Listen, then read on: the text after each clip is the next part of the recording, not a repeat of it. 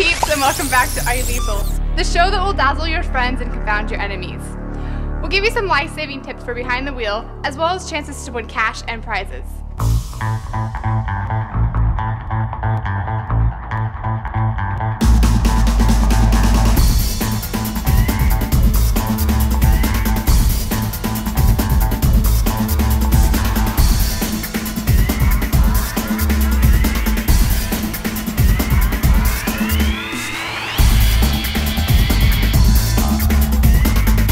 Well, I'm Steven and this is Brittany, and our show begins according to the rules and regulations of the Federal Communications Commission and by the power vested in me by the great state of California at work.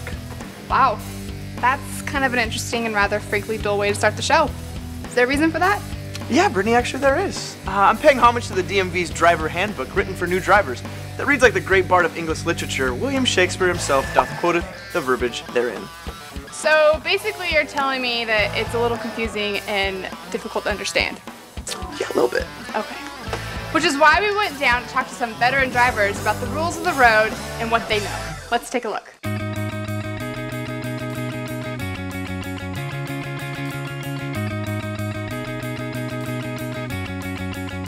Hi. Hi. Hi. How often do you break the speed limit? Quite often. Every day, not gonna lie. All the time.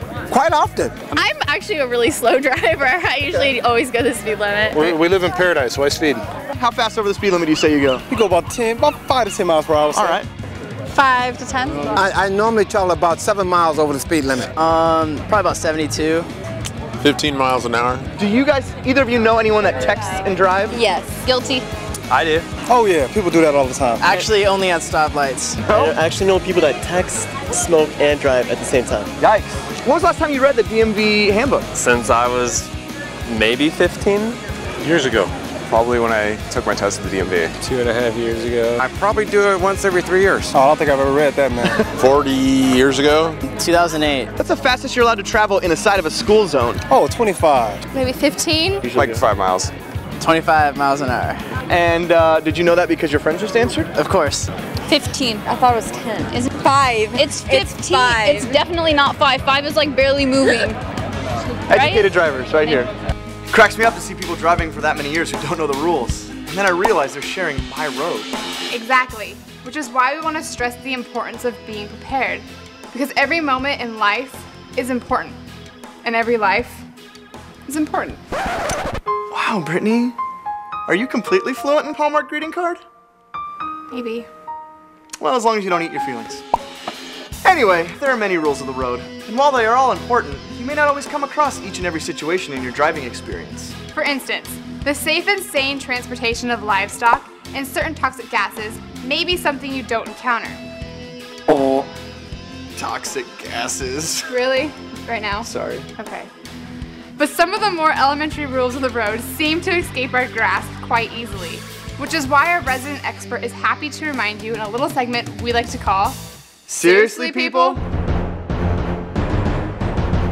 Hey everyone, Katie here with a few tasty tidbits to help you be a better driver. So, you might be sitting there thinking, why would I listen to a 6-year-old talk to me about my driving? I feel you. It might sting a bit to get lessons from someone who only drives the kind of cars you buy at Toys R Us. Trust me, this hurts me more than it hurts you. Let's take a looky-loo at a little scenario that I like to call the reddish light.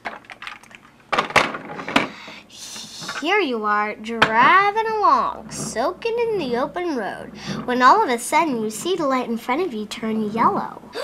Sweet and sour chicken, nothing can stop you now. Instead of easing to a stop, you stomp on the gas like it's on fire, gunning towards the light as it turns red, and you cross a second too late. Ooh, missed it by this much.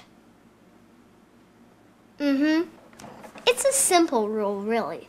Red means stop, green means go. And to you, yellow means to drive like you learned on your Xbox. So, here are some options. 1, keep running red lights and either get caught and get tickets or get broadsided by a vegetable truck, which is kind of fitting for the life you will live in post-collision. 2, slow down and stop with those 30 precious seconds at a red light. And don't spend the rest of your life remembering what it was like to walk. Seriously, people, if I catch you running a red light in my hood, it's a one-way ticket on the pain train. Next stop, Neckles Sandwich Station. Boom! That just happened. Nicely done as always, Katie. But right now it's time for some feedback. Ryan in Yorba Linda, it's a real city, writes, I just got my license and insurance is crazy expensive. Why is that? Doesn't seem fair. I'll take this one, Steven. Basically, are the insurance companies sexist and ageist by charging higher rates to teen boys? Well, Ryan, insurance companies know that teen boys drive like, well, teen boys, and are the group most likely to cause collisions. So you get charged more based on the risk that they are taking to insure you against stupid behavior. So guys, time to reverse the trend and make the insurance companies charge more to somebody else. Unless you like the label of idiot driver and the high fees that come with that. Alright, and that's all for us. Until next time, keep asking. Are you lethal?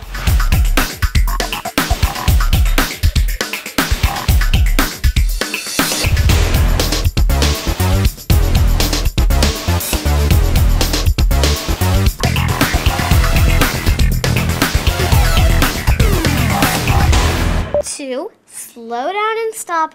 Wait, doze. Okay, I said doze. Two, slow down and stop. Wait, doze. Okay, I keep saying doze.